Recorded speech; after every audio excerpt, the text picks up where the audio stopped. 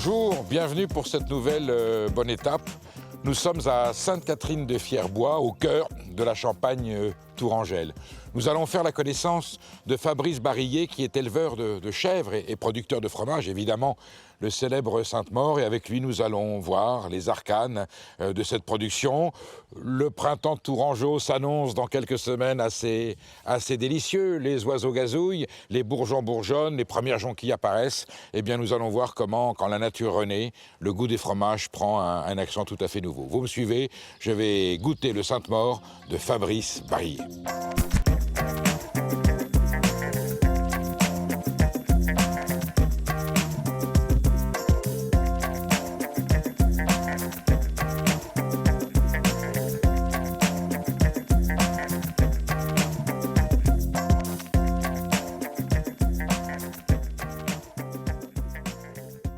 Bonjour Fabrice Barillet. Perico Légas. Bonjour. Je vous fais un signe de la main. Vous êtes en train de nourrir vos bêtes, hein? Je suis en train de repousser le foin pour m'assurer qu'elles mangent bien tout. Bon, c'est le foin de la ferme. Ah, c'est le foin produit sur la ferme, sur les prairies de la ferme. Et puis quand il fera beau, elles ressortiront pour... Dès avril, on les ressortira dès qu'on peut. Il y a combien de chèvres là? Donc là, on a 200 chèvres avec la suite. Réparties en secteur. En lot, selon l'âge, D'accord. selon quand elles vont mettre bas, pour ajuster l'alimentation au mieux et la qualité de la traite derrière aussi. Mais elles sont toutes laitières là pour l'instant.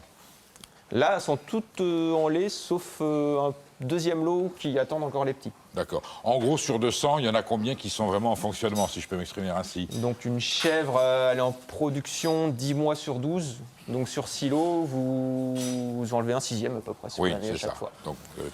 Donc on est autour de 160 chèvres en lait continuellement sur l'année.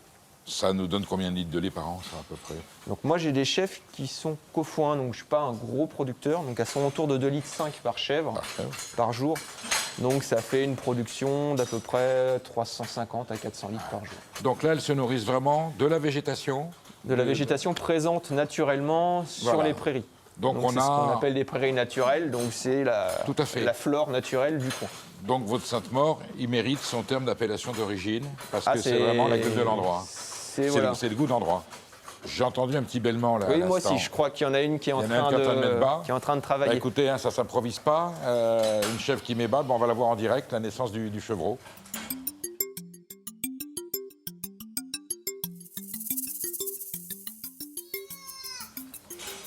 Fabrice, c'est bientôt le printemps, un instant de bonheur. Ah, c'est magnifique. Donc on a vu une naissance en direct. Donc elle vient de le sortir il y a 30 secondes. Il y en aura peut-être un autre ou à votre Je vais vérifier s'il y en a un autre. Auquel cas, il ne sort pas tout de suite dans la foulée. Normalement, elle attend que le premier commence à se lever et limite à téter pour pouvoir faire l'autre. C'est une assurance pour les animaux de proie que son animal est capable de s'enfuir pendant qu'elle reste couchée. Elle maîtrise sa mise bas. C'est ça. J'ai juste vérifié. Donc là, il y en a un autre. Il y en a un autre. Ah, vous allez aider à la sortie. En fait, ouais. Il n'est pas forcément très bien placé. On remet les pattes dans le bon sens. Donc vous avez un tout petit peu d'aptitude vétérinaire, si je comprends bien. Un peu. En tant qu'éleveur. On pourrait quasiment faire les césariennes. Oui. Mais bon, il faut... Vous avez quand même le geste, hein. On voit que vous êtes tranquille, vous êtes sûr de vous. Donc là, du coup, j'ai remis les pattes en place. Voilà. Et vous allez laisser la nature faire le reste ou non? Non, voilà. Les deux pattes avant la tête. Oh, alors là, je peux vous dire, c'est un bel instant de télévision. Donc après, on les met à l'envers. On sort les glaires. Voilà. Il va bien? Il vient de pleurer, donc c'est bon. Voilà. C'est une petite femelle et l'autre premier, c'est un petit mâle. Voilà la nature. Voilà un instant unique. Hein. C'est toujours très émouvant de voir une naissance. Et ces deux petits, il y aura un bouc. Et puis il y aura une chèvre qui un jour donnera du lait avec lequel Fabrice fera du fromage. C'est une belle image et ça nous rappelle qu'on est dans le vivant. On est vraiment dans le vivant et on est vraiment dans une culture agricole qui préserve l'environnement et qui perpétue des traditions qui sont très importantes pour qu'on puisse continuer à se faire plaisir dans nos assiettes avec le fromage. Voilà.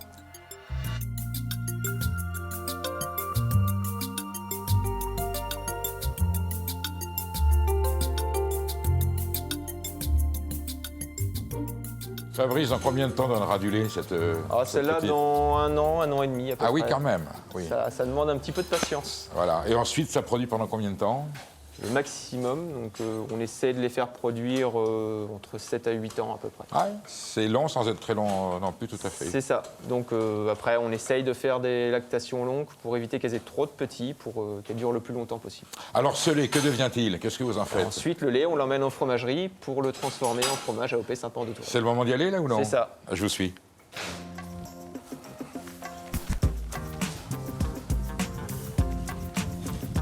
Il y a Crevette qui nous suit, hein. Tout le temps, Elle se promène où elle veut. dans toute la ferme.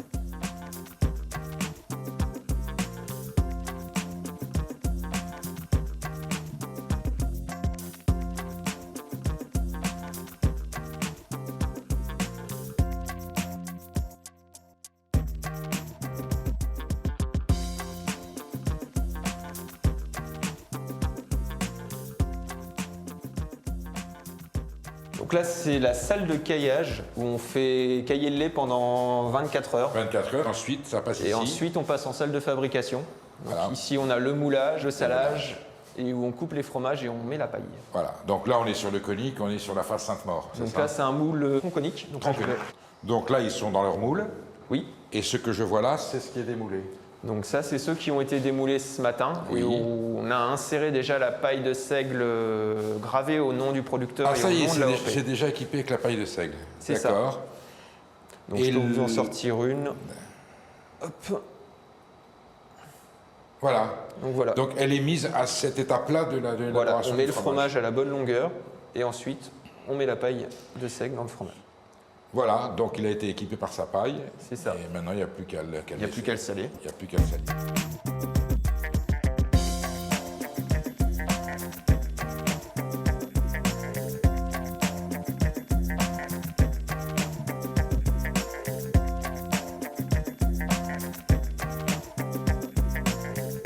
Appellation d'origine protégée ancienne, avec d'autres fromages du Val-de-Loire, et dont le cahier des charges stipule que c'est les crus obligatoires hein, pour le Donc les crus entiers, entier non transformés. non transformé.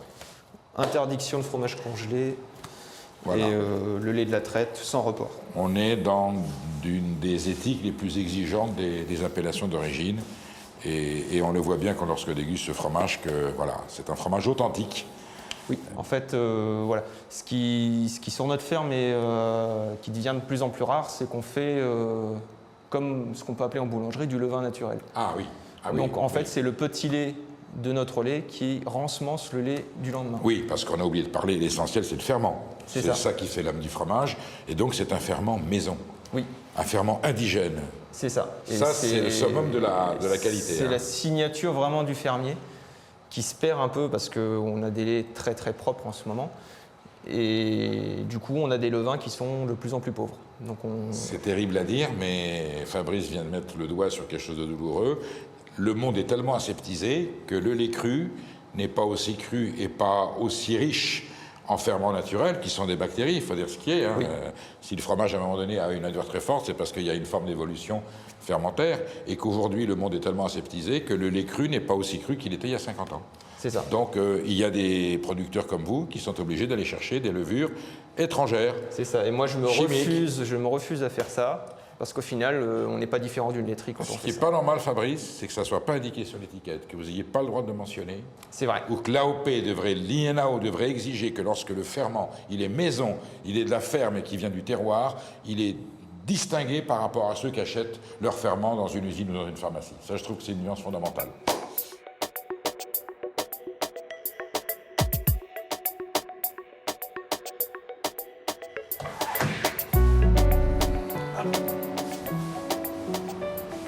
Ah,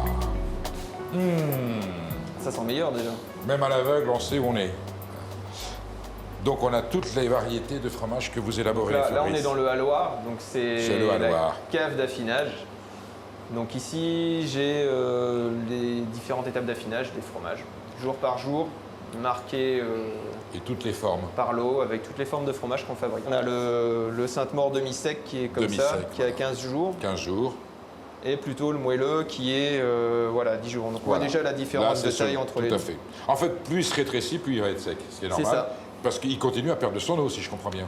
Tout le temps, jusqu'à Tout le 6 temps. mois, 1 an. Et ensuite, une fois que c'est bien sec, bon. Et là, on a dans sa version vraiment plus évoluée. Là, voilà, c'est les fromages de 3-4 mois. Quoi. Ah oui, 3-4 mois. Oui. Oui, on le sent, c'est plus... Là, ça sent la chèvre. Là. Voilà, il y en a pour tous les goûts. Mais c'est le but, hein, ça me rassure, je préfère que ça sente la chèvre que la vache ou la brebis. On peut en goûter un ou deux? Oui, bien sûr. Qu'est-ce qu'on goûte? On va goûter le demi-sec et le moelleux, je pense. Voilà, très bien, parfait. Et puis un petit... un crottin sec. Un petit crottin sec. Allez, où est-ce qu'on se met? À côté? On va se mettre dans la salle d'emballage à côté. D'accord. Au revoir.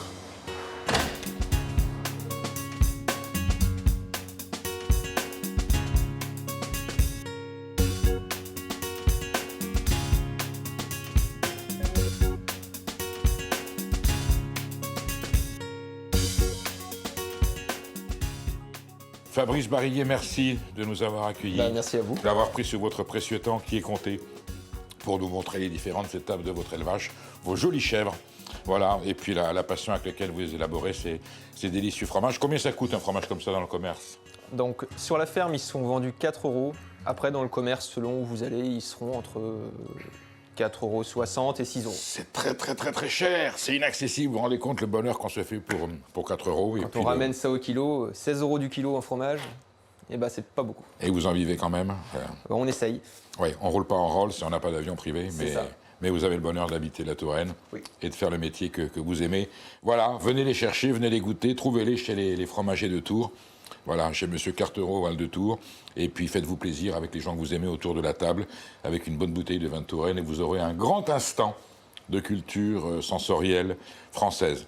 Fabrice, merci, à bientôt, on viendra vous voir. Quant à nous, je vous donne rendez-vous pour une prochaine bonne étape, où nous rencontrerons des gens aussi sympathiques qui nous feront vivre des instants aussi merveilleux. À très bientôt, ce sera sur TV Tour.